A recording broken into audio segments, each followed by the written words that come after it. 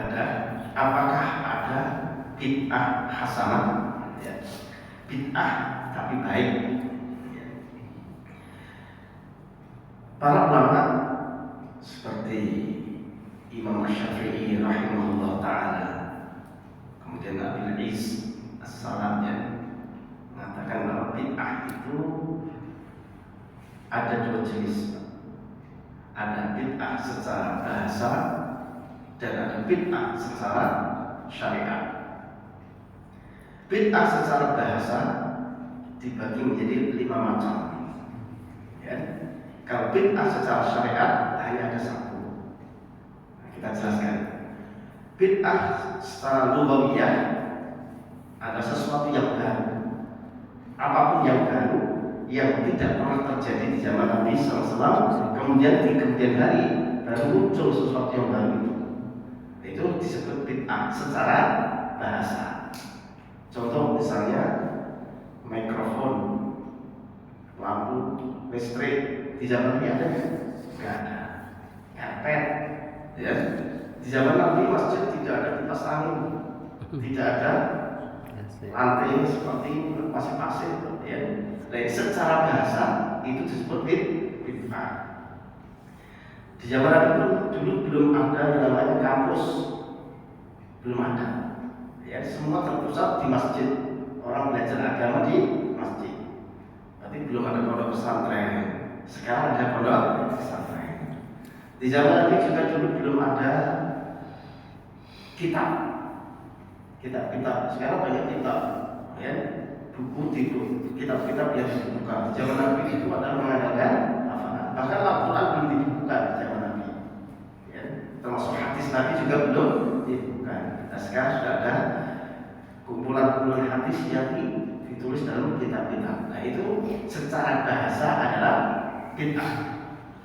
Nah, oleh karenanya Madzhab Syafi'i mengatakan bid'ah itu ada 5 jenis, 5 macam.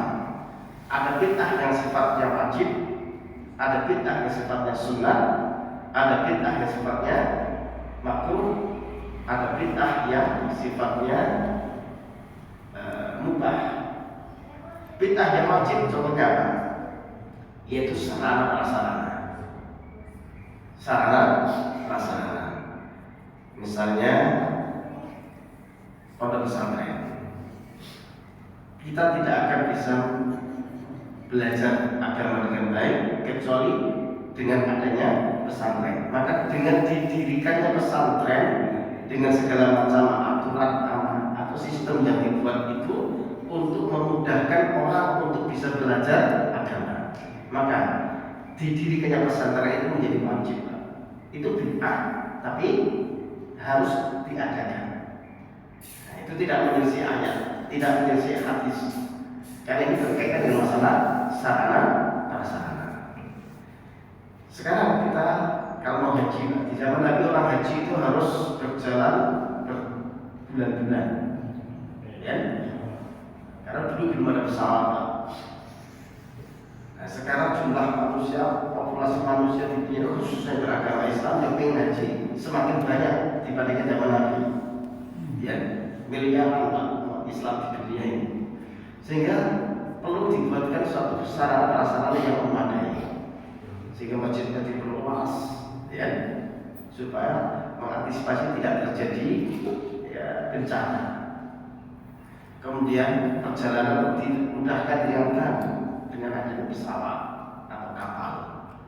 Nah, ini adalah merupakan bid'ah yang hasanah, bid'ah yang baik. Sekarang kita berangkat dari Indonesia tidak harus jalan kaki menyeberangi laut, tetapi cukup kita bayar tiket, beli pesawat, sudah sampai ke sana. Nah, ini bid'ah yang baik, bid'ah yang hasanah yang bisa menjadi sarana mendukung terlaksananya suatu ibadah. Sama seperti mikrofon. Di zaman Nabi tidak ada mikrofon, ya. Dan komunitas kaum muslimin ketika sholat di masjid kan masih bisa terjangkau dengan tanpa mikrofon. Nah, sekarang kalau di Masjidil Haram misalnya, jumlahnya sholat itu bisa berapa? Ribuan, bahkan bisa 1 juta, 2 juta. Kalau nggak ada mikrofon, imam sholat atau orang yang sholat Jumat itu nggak tersampaikan kepada makmum di sana. maka perlu dibuatkan sarana pengeras suara. Nah, ini termasuk bid'ah yang baik. Intinya bid'ah secara bahasa adalah sesuatu yang baru yang di zaman Nabi tidak ada, dan itu sifatnya sebagai wasilah atau sarana yang bisa menunjang terlaksananya suatu ibadah. Nah, ini disebut bid'ah yang baik, bid'ah yang hasanah. Itu dimaksudkan oleh Imam Asy-Syafi'i bahwa bid'ah hasanah itu hanya mencakup dalam masalah-masalah sarana prasarana. Berbeda dengan bid'ah secara syar'iyyah. Kalau bid'ah secara agama hanya ada satu, suatu ibadah atau suatu keyakinan yang di zaman Nabi itu enggak ada, kok kemudian sekarang kita ada-adakan. Nah, itu disebut bid'ah yang dhalalah atau sayyi'ah. Misalnya di zaman Nabi, ya, enggak ada orang itu berdoa, ya, Nabi enggak mengajarkan berdoa supaya mustajab harus datang ke tempat tertentu yang diputuskan atau dikeramatkan, atau datang ke tempat kuburan si fulan misalnya. Ada orang yakini bahwa supaya doa kita ini cepat terkabulkan harus ada berdoanya ke tempat-tempat yang disucikan, misalnya ke Gunung Seranding atau ke Gunung Kawi atau ke makamnya Mbah Marijan, ya, atau ke makamnya siapa, ya.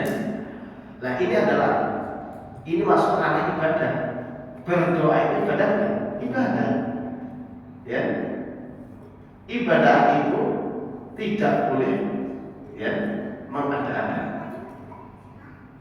Kalau sudah masuk wilayah ibadah, masuk ranah ibadah, harus mengikuti dalil.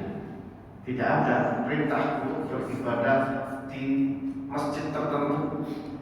Misalnya masjid yang ada berapa pintu, 1000 pintu, di sana lebih mustajab misalnya.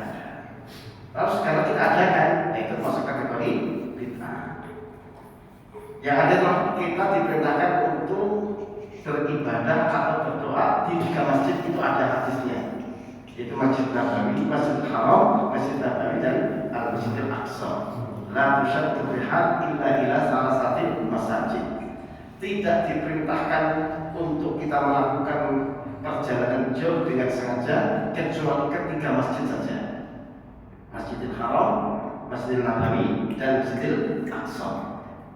Kok kemudian benar ada orang yang mengharuskan atau mengajarkan bahwa supaya ibadah kita ini lebih mustajab doa kita, ya, maka kita sama-sama melakukan ritual berdoa di masjid apa yang bukan 3 masjid ini. Nah, itu masuk kategori bid'ah yang sayyi'ah. Kami meyakini di sana memiliki keistimewaan tertentu misalnya. Nah, ini termasuk bid'ah yang jadi dalam masalah ibadah tidak ada bid'ah hasanah. Sekali lagi, ya, dalam urusan akidah ataupun ibadah atau dalam masalah agama tidak ada istilah bid'ah hasanah. Yang ada hanya satu, kullu bid'atin dhalalah. Ini kata Nabi, semua bid'ah yang terjadi dalam masalah agama itu adalah semuanya sesat. Enggak ada yang tidak sesat. Tapi kalau bid'ah dalam masalah sarana prasarana, masalah urusan duniawi, ya, nah itu ada 5 tadi. Ada yang wajib, ada yang sunnah, ada yang mubah, ada yang makruh, dan ada yang apa lagi yang satu yang disebutkan wajib, sunnah, makruh, mubah, haram. Oh ya, ada yang haram, ada yang sayyi'ah, ada yang dhalalah. Kalau yang haram itu sarana yang haram sebenarnya apa? Ya, tempat diskotik, ya, itu zaman itu tidak ada diskotik. Sekarang ada diskotik. Itu sarana yang mengantarkan kepada kemaksiatan. Ya, semua sarana prasarana yang mengantarkan kepada dosa itu masuk kategori bid'ah sayyi'ah atau bid'ah dhalalah. Itu pembagian bid'ah menurut mazhab Syafi'i. Kalau menyangkut ranah ibadah tidak ada bid'ah yang baik, semuanya bid'ah itu dhalalah. Tapi kalau dalam ranah sarana prasarana atau masalah duniawi, nah bid'ah itu dibedakan. Ada yang wajib, ada yang haram, ada yang sunnah, ada yang mubah, dan ada yang makruh. Nah, contoh misalnya puasa ibadahnya. Puasa itu ibadah. Kalau ibadah harus ada dalilnya. Terus kalau kita hari ini, ayo kita adakan puasa apa misalnya, dan biar kita ini memiliki kesaktian. Kalau dilihat sama nenek-nenek biar kita langsung bertekad lutut misalnya kan. Terus buat satu ritual puasa mati geni misalnya. Puasa apa? Mati geni selama 40 hari misalnya ya. Nah, ini adalah bid'ah masuk dalam wilayah ibadah. Membuat ibadah baru yang di zaman Nabi nggak ada perintah dan contoh, ini masuk kategori bid'ah yang sesat, yang terancam neraka itu. Wa kullu dhalalatin finnar. Semua bid'ah dalam agama itu adalah sesat, dan semua yang sesat terancam neraka. Contoh lagi misalnya membaca sholawat. Sholawat itu ibadah kan? Ibadah, ya. Jadi karena sholat ibadah, karena sholat ibadah, maka tidak boleh membuat sholawat sendiri atau melakukan sholat dengan cara-cara sendiri. Nah sekarang orang berkreasi bikin sholawat yang aneh-aneh, sholawat macam-macam. Ya di situ ada unsur kesyirikan, bertawassul kepada Sayyidina Husain, seperti sholawat yang banyak beredar di negeri kita, yang dinyanyikan oleh Sulis dan Haddad Alwi. Ya, Haddad Alwi itu terkenal tokoh Syiah Indonesia. Ya, lagu-lagunya Haddad Alwi memang enak, ya, karena memang suaranya juga enak, ya, lirik-liriknya bagus. Tapi ternyata setelah kita terjemahkan ke dalam bahasa Indonesia, ya, oh ternyata isinya memutuskan dan menuhankan Sayyidina Ali dan Sayyidina Husain. Sama persis seperti orang-orang Kristen yang menuhankan Sayyidina Isa alaihissalam. Nah ini kan berbahaya, Pak. Tujuannya beribadah itu mencari ridha Allah, mencari pahala dan cinta kepada Nabi. Tapi isinya malah justru menghina Allah Subhanahu wa taala, merendahkan Allah Subhanahu wa taala. Ya. Nah itu sama masuk kategori bid'ah yang dhalalah. Jadi kita hati-hati, Pak. Jadi kalau sudah masuk ranah ibadah atau masalah akidah, keyakinan, ini harus berdasarkan dalil. Kalau nggak ada dalilnya, jangan yakini. Kalau nggak ada dalilnya, jangan lakukan. Karena ini wilayah masalah agama. Kalau di luar agama silahkan, sarana prasarana. Ya, kalau di luar agama, meskipun di zaman Nabi nggak ada, tapi itu membantu menunjang kesuksesan terjadinya agama ini bisa menjadi maju, maka tidak masalah. Bisa ditangkap ya. Jadi bedanya bid'ah hasanah dalam agama tidak ada. Jawabannya jelas ya. Bid'ah hasanah itu hanya ada dalam urusan dunia atau sarana prasarana. Nah seperti ini bid'ah hasanah, ya, mic, terus ada HP, medsos, itu bid'ah hasanah, bid'ah yang bagus. Kenapa? Bisa kita pakai untuk dakwah, sarana dakwah. Ya, kalau kita mau menyampaikan materi-materi atau artikel tulisan tentang dakwah, ya, kalau dulu kan harus mendatangi ke rumah-rumah. Nah, materi rekod dengan adanya HP cukup di-share lewat grup WA, grup Facebook, grup Twitter, ya, langsung semua orang langsung bisa baca. Google, dengan adanya Google, ya, kita bisa mencari informasi apa saja di situ. Nah ini bid'ah hasanah, bid'ah yang baik. Kan itu bukan ibadah, itu sarana. Berbeda dengan ritual ibadah. Ritual ibadah ini ada dalilnya apa tidak? Nah, kita diajak misalnya besok kita mau ziarah ke makam siapa? Ya, ada nggak perintah kita ziarah ke makam tertentu untuk tabarruk di kuburan si fulan? Nggak ada. Kalau nggak ada itu jangan lakukan. Karena itu sudah masuk wilayah ibadah. Atau dalam masalah keyakinan, bulan Suro itu bulan yang akan banyak sosial, ya, bencana, ya. Ini kan masuk keyakinan. Keyakinan seperti ini ada dalilnya. Quran ayat berapa? Hadis nomor berapa yang mengatakan kalau bulan Suro itu bulan sial? Oh, ternyata nggak ada. Berarti itu keyakinan yang masuk keyakinan bid'ah sesat. Betul lah. Kan itu sudah masuk wilayah agama. Jadi bedakan ya. Selama ini kan maaf banyak kiai-kiai atau ustaz yang mereka untuk pembenaran terhadap kebid'ahan mereka itu, dia mengatakan dikit-dikit bid'ah, ya. Berarti kalau bid'ah, mikrofon pinggirin, copotin ini apa namanya AC. Di zaman Nabi nggak ada AC, ada ustaz aktif itu kita sebut namanya. Ini penceramah yang banyak pengikutnya, tapi dalam masalah agama itu sebetulnya sangat tulis dia itu kurang paham tentang masalah agama. Baca Al-Qur'annya itu berputar itu, ya, dia nggak paham masalah. Hanya pintar cerita aja dia, pintar ngomong, retorikanya bagus, ya. Tapi isinya banyak yang ngawur. Itu contohnya dia dasar aktif dari maksa Buddhis.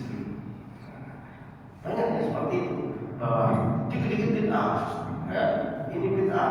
Kalau sekarang bid'ah, ceramah nggak boleh pakai mikrofon, ya, masjid nggak boleh pakai karpet, kipas angin copotin semua. Nah, ini orang nggak paham definisi bid'ah, ya. Bid'ah itu ada dua macam, bid'ah secara bahasa dan bid'ah secara agama. Kalau bid'ah masalah syarah itu masuk wilayah bid'ah secara bahasa, asal itu baik bisa membantu untuk pelaksananya ibadah, maka itu bid'ah yang baik, ya, bukan bid'ah yang terlarang. Bid'ah yang terlarang itu adalah membuat ritual ibadah, doa terus dikir-dikir tertentu, ya, atau membuat satu keyakinan tertentu yang tidak ada petunjuk dari Quran atau hadis. Ini bid'ah yang terancam neraka. Jadi kadang orang nggak bisa. Besok kalau haji jangan naik pesawat, ya, kan beliau bilang seperti itu. Bid'ah, kenapa? Di zaman Nabi tidak ada pesawat. Nah, pesawat itu bukan bid'ah dalam agama. Kalau bid'ah yang bukan dalam ranah agama tidak dilarang, justru malah diperintahkan. Dulu Nabi itu pernah menegur ada sahabat yang melakukan pencatokan kurma yang bagus dicatat dengan kurma yang kurang bagus, supaya nanti hasilnya sama-sama bagus. Dilarang sama Nabi, ya. Akhirnya para sahabat tidak mengurungkan niatnya untuk mencatat percakapan ini. Ternyata setelah tidak dilakukan percakapan, kurma yang jelek hasilnya jelek, ya. Maka Nabi kemudian mengatakan antum a'lamu bil umuri dunyakum. Ini masalah dunia, mencangkok kurma itu kan bukan urusan ibadah, bukan urusan agama. Kalian lebih paham masalah urusan dunia kalian, silakan lakukanlah apa saja, kata Nabi. Dan dalam urusan duniawi, ya, meskipun di zaman Nabi itu nggak ada, silakan lakukan kalau itu baik, silakan lakukan itu kalau itu baik. Tapi kalau masalah agama, wa ana a'lamu bi umuri dinikum. Dalam masalah agama, aku yang paling paham, yang paling mengerti tentang urusan agama, kata Nabi.